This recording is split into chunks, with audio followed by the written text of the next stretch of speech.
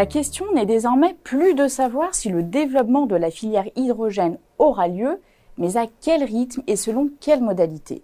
Dans cette étude de la collection Xerfi Innov, les experts de Xerfi détaillent notamment les raisons de l'emballement actuel pour l'hydrogène.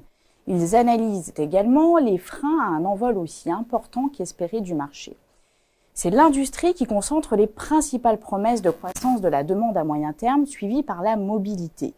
L'hydrogène se montre aussi prometteur dans d'autres applications, production d'énergie, services réseau et autres applications stationnaires.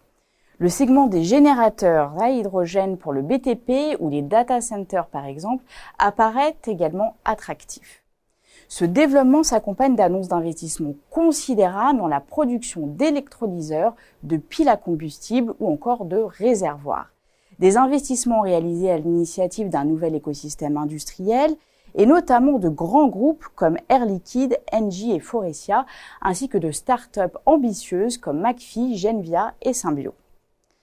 Toutefois, l'essor de la filière hydrogène vert et bas carbone demeure pleine d'incertitudes, à commencer par la massification de la production qui n'interviendra pas avant 2030.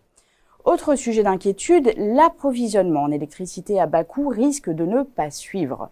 La concurrence va quant à elle se durcir avec notamment la menace d'importation d'équipements chinois à bas coût. Dans un contexte marqué par l'essor de la concurrence, plusieurs leviers d'action existent pour faire émerger puis consolider cette nouvelle filière industrielle en France. Les plans de soutien au niveau financier, bien sûr, qui aujourd'hui passent par des plans nationaux ou régionaux, à l'image du plan hydrogène de la région Occitanie. Les investisseurs privés expriment également un intérêt croissant pour l'hydrogène décarboné, avec par exemple la création d'I24, gérant du plus important fonds mondial dédié à ce domaine et alimenté par des groupes industriels français et américains. Il s'agit également de favoriser les collaborations entre acteurs, à l'instar de l'émergence d'un écosystème hydrogène autour de l'aéronautique.